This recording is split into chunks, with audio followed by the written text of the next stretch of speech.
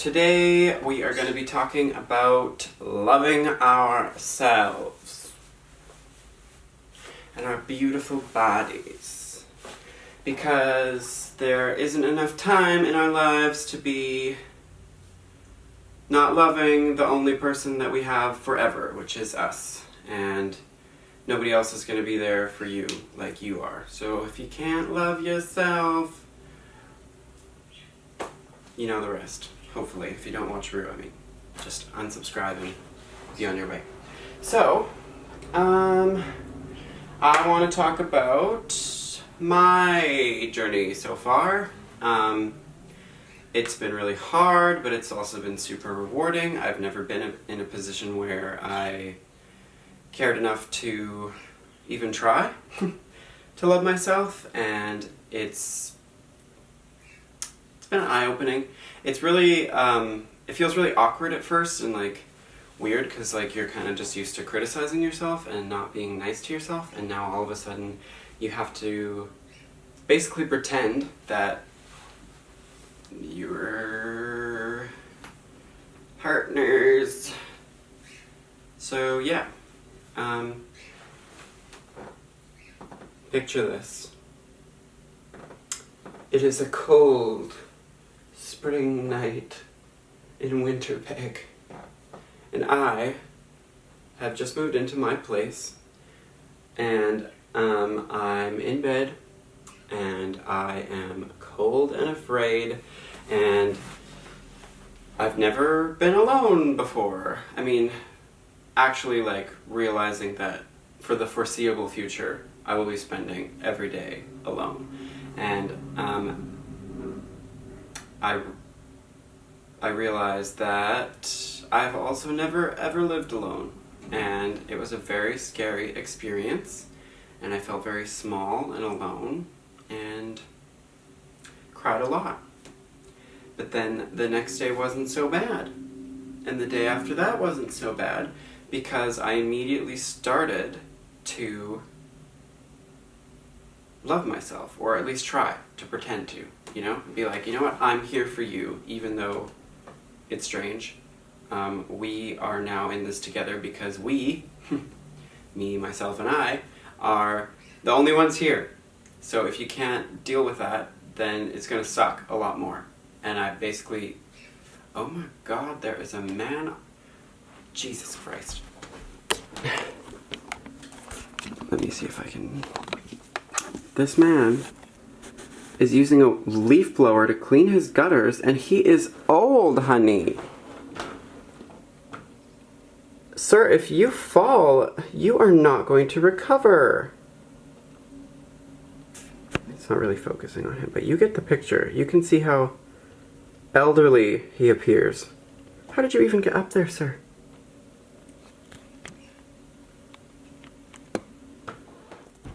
Okay, anyways, so back to where I was. I swear to God, if this man falls off of the roof in the middle of my... Oh my god, he's getting onto all fours and reaching down to the gutter. Oh. If he falls off the roof and I have to stop this video and lose my train of thought and go out there and resuscitate this man's brittle, broken body... I should just get some curtains. Close it. Don't need that negativity. What was I going to say? Okay. Let's take a trip back in time to meager child Cody. Not really, but when I just moved to Winnipeg, I was feeling super independent, and I was living life and just having a lot of fun, but I always aggressively craved love and affection from another man, and I just wanted to go to sleep every night cuddling this one person who was just gonna complete my life and whatever. And so many people said, if you can't love yourself, how are you gonna love somebody else, just like RuPaul, or something similar. And I was just what? I don't speak stupid. I just want love. So I remember basically anybody that I thought was remotely dateable, I would try and pursue, and it didn't work. But then I met Sean, my past partner, and we did make it work, and it was like crazy and amazing and fun. But standing on the outside now, I realize everything that was wrong with that, and like wanting that to happen and how that's wrong, because I was so insecure in the relationship, because all I wanted was that relationship, and I put every single ounce of myself into it, and just like every day was used to make sure that he knew how much I loved him. And all of those gestures are wonderful and kind, and they're super important in a relationship, but when you never take a step back and be with yourself and be comfortable, you'll forget who you are, what you love, where you're going with your life, and you'll only know anything about the relationship and what you want from it. And like, it's just not something that worked for me, and I wouldn't recommend it for anyone else, just because it was like so all-consuming, and every single thing made me insecure, and it just like, it makes the relationship harder, because now you're just like, you can't even be happy for your partner when stuff happens, because you're jealous, because like, you're like, oh, well, they have a sense of direction, and but what do I want, and blah blah blah. And then immediately I would put like all of the pressure on him to like figure it out for me, like, because he always wanted to help with everything that I was going through. So if I would bring up an insecurity or be like, what do you think I need to do to like fix this, then he would try and help. But it was not ever in my hands. Like, I always wanted it to have something to do with him, because I think I was just like scared that if it didn't have something to do with him, our relationship would just crumble. Like, everything had to be like us, and just putting that like pressure on somebody to solve your problems never solves them, because they're yours and you need to figure that out on your own. And so if you can't ever like take a step back from the relationship and be two separate people living your lives together, instead of like this like cross, I don't know, it gets messy. Wouldn't recommend. So I kind of realized that everything that I was insecure about in the relationship, lots of stuff like to do with my music, like playing my instruments, and languages, because like Sean was really good at languages, and I am too. I'm just not as advanced as he is, and I haven't put the time in that he is. But like, for some reason, it was like I had to make it his priority to help me with them, instead of just being like, hey, I'm confused about this, can you help me? And even though I did do that sometimes, a lot of the time it was just like, I couldn't even, there wasn't a part of me that even wanted to try unless it involved him like pushing me to try. I don't know. And I can't even, it sounds so dumb and so like wrong and icky now, but like in that position I didn't realize that was what I was doing and what was happening. Like, this is all reflections of what I've realized after. So after being alone and realizing that I no longer have a violin teacher who's going to be there to give me anything I need. He literally had changed the way that he taught like 50 times to try and accommodate my emotions and how it made me feel and all that. And I don't have somebody who's going to do that anymore, or be there like 100% of the time to answer my questions about it and be willing to. So that was really terrifying, and I still have a lot of processing to do with that, because I've recently had some struggles, because it's so hard to realize that you're alone in that battle now. But it's also changed my entire perspective of what music means, because I realized that I never knew how to self-validate, or I could never tell myself I did a good job. And like, some of the things I had accomplished like in music or anything like that, like, were amazing feats of like effort. Like, I did a really good job, but I never could recognize that, and I constantly was like bringing myself down about it. And I think that the entire time, if the validation wasn't coming from the outside, there was none at all. And so for me, in the relationship, music was this thing that I could use to eventually maybe get some validation, because it was so hard to step back and watch Sean be able to perform for a room of people and entertain them. But all I could play was these beginner songs. So I didn't see the beginner songs as music. I saw them as like these like stepping stones that I had to work through to get somewhere impressive where people could really appreciate what I was doing. And that's like so wrong and unhealthy, because that's not why Sean did it. Like, he didn't do music to get validation from people. He did it because he loved it. And I'm realizing that that's what I need to do. Like, at the end of the day, if I'm able to self-validate, it's never going to matter what everyone else thinks about my abilities. As soon as you are able to fill that void where there is no validation, as soon as you can fill that yourself and validate yourself and tell yourself you're doing a good job and your efforts matter, and you deserve to take a break and be happy with these results. As soon as you can do that, you are going to realize how much easier the process is going to be, because it no longer becomes about how much progress you make on anything. And I speak from my point of view is mostly music and like languages, because that's like my like biggest self-struggle. But it could be anything in your life that you're just like something that you need to put effort in for yourself, and if you feel like you're doing it to prove something, then you're never gonna succeed and be happy with it. Like, you need to do it because you enjoy it. And so as soon as I started to self-validate with those subjects, I realized, like, these simple beginner pieces are pieces of music, and they're really beautiful, and they feel good, and they feel good to me, and they really resonate with me, and they're not just like stepping stones that I need to work through to get somewhere anymore. They're actually something that's healing me or making me enjoy the process. And so then I kind of got to thinking about it, and it was like, my identity has been focused on, I am Cody, and these are the things I love. And I love plants, and I put all my energy into plants, and the plants do really good because I give them so much love. And I'm really into music and dancing, and I do it a lot, and I just like, I give all myself to whatever. And just like, if you're constantly giving yourself, and you never allow those things to give back, you're gonna be empty, because that's not how it works. You can't give and not get anything back. Like, you're just going to be empty. Your cup's going to dry out. So then I thought about it, and I was like, I think that I need to start looking at everything in my life differently.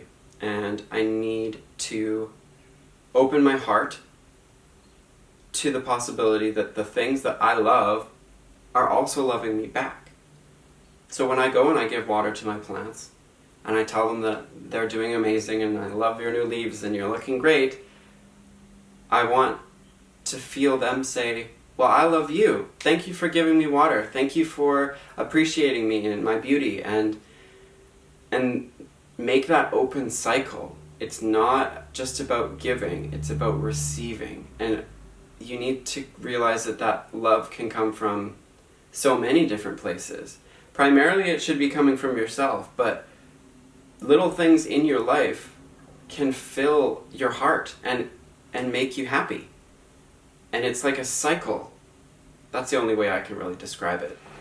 I was recently FaceTiming with my friend Peter in Australia, and he has always been a really big help in my life as far as coaching me in like the right path. And in my relationship with Sean, I completely lost touch with him and kind of whatever. So we're reconnecting now. And he said, when I was talking about this with him, that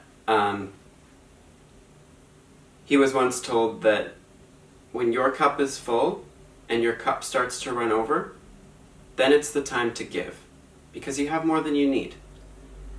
And I really want to focus on that. And I actually made a mistake the other day, and I emptied my cup again without realizing, because it's habit for me. I'm a very generous person and I love to give. the night before this happened, I was like wanting to bake. So I made a batch of cinnamon buns, and I love cinnamon buns and I love raisins, don't at me. So I put raisins in my cinnamon buns. And there was like maybe like 12.5 of them or something, which is way more than I need. So then I had them all laid out, and I was like thinking like, oh, I just want to give. Like it makes me feel really good to give. So I was like, hey, I'm going to take this one to this friend, and this one to this friend, and this one to this friend. And like, since moving, I've had some stuff to take to these people anyway, so I was like, let's just make a day out of it, make some trips around the city and give these away. So I did, and it felt really good, and everybody said they were so good, and it was like, again, outside validation, but when somebody says my cooking is good, it makes me feel so nice. So I did that, took them all around the city. I was out for like hours, because I live so far from all of my friends now, and by the time I got home, I threw myself down on the couch and I was like, good to be back. Like, that was a lot. And then I was like, I would really like to eat a cinnamon bun. But I gave them all away. And I had eaten one the day before. I ate one cinnamon bun and I gave the rest away. And my heart just hurt. I was like, that is not what we are doing here. We are learning to love ourselves, and we are learning to take care of ourselves, and I just gave away all of my hard work. And I was like, that is not going to happen again. So that was like a big eye-opening thing. Like, I gave away before my cup was running over. I didn't leave myself like a couple buns to make sure that I would be taken care of when I got home. So then I broke down, made 3 more batches, and now I have more cinnamon buns than I could ever eat in my life. So my advice to you, dear friends, would be that since we are all cooped up in our houses and we have hobbies and stuff to do, but we have a lot of time that we are spending by ourselves. If you live with people, you're probably spending a good chunk of the day by yourself in your room or whatever, doing your own thing. And I think that even if you spend just a little bit of time starting to explore who you are and what you enjoy and like what you really need that you're only seeking out from the outside, and see like how you can start to give that to yourself and be that person for yourself, I think it's like a really great opportunity. Because if the world was in a normal place right now and we had to work 5 days a week, and on our weekends we just really wanted to see our friends and relax, you would have no energy left to put into this project that is basically like a lot of work. I can vouch for that. It's a lot of fucking work. But if you can take a little bit of time in your day and just like set it aside for yourself and reflect. Just kind of think about, what are some of the things I do and why? And how can I make that better for myself by being there for myself? So that's my first piece of advice. Yeah, the second one is don't be afraid to be alone, but that kind of ties into the same thing. Like, I never wanted to be alone when I was in that relationship, because it was like, being alone with my thoughts and how I thought about myself was terrifying, because it hurt so bad. Like, I was a rude bitch. I did not respect myself, and that has all changed and is going to continue to get a lot better. I'm not in like a place where I want to be yet, but like, the negative thoughts that I used to have about myself were so incredibly hurtful, and I wouldn't want anyone to go through that. So if that's something that happens in your life, before you even think about like reflecting and being alone, or reflecting and thinking about what you need to change, you just need to accept that it's okay to be alone every now and then, and just like be kind. Be a little bit more kind to yourself in that like situation. I would advise that you open your heart to the love that is coming for yourself, because you might not realize the places that are feeding you, but if your heart isn't open, you can't really take it in and like hold it and let it fill your cup. And then my last piece of advice is to have faith in your path, because there is a plan for you, and what's best for you is going to come if you let it. If you're open to it and you are really believing that the best possible outcome for you is coming, then there's no way that it won't, because you're putting it out there. The universe is just going to give it back to you. And I think for me, that also makes like the path a lot easier, because I get spiraling in my head like, oh my god, like I miss Sean so much and I love him and I can see myself spending my life with him. Like, what if I just needed to do something different to make it happen and work? And blah blah blah. And then I spiral into this rabbit hole, and then I'm like, at the bottom, I'm like, stop. We need to take a step back and realize that if he is the person that I'm meant to be with in my life, then he will come back to me, and that's going to be amazing. But for now, I have to be alone so that I can go through this process and become a better person and become the best that I'm capable of and become amazing. And if I don't like take a step back and be like, that's not my problem, that's not my... Thinking about that doesn't help. There's nothing I can do right now because this is what's supposed to happen.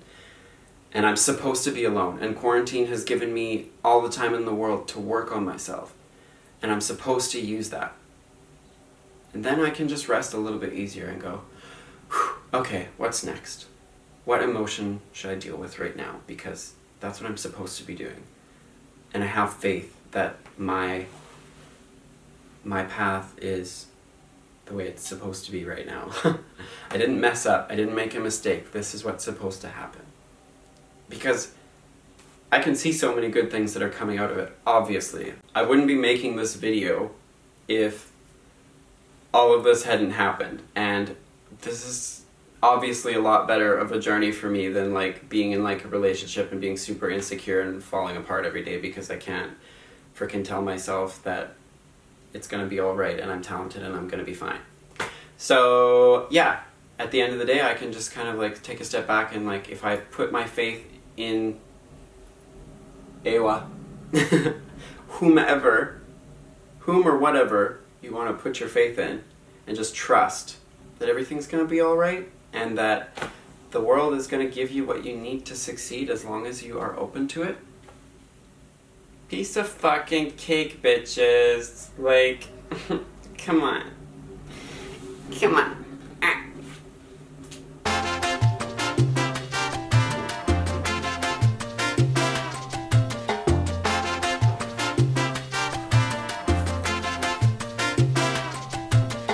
Anyways, that's my journey on self-love. Love yourself. Mwah.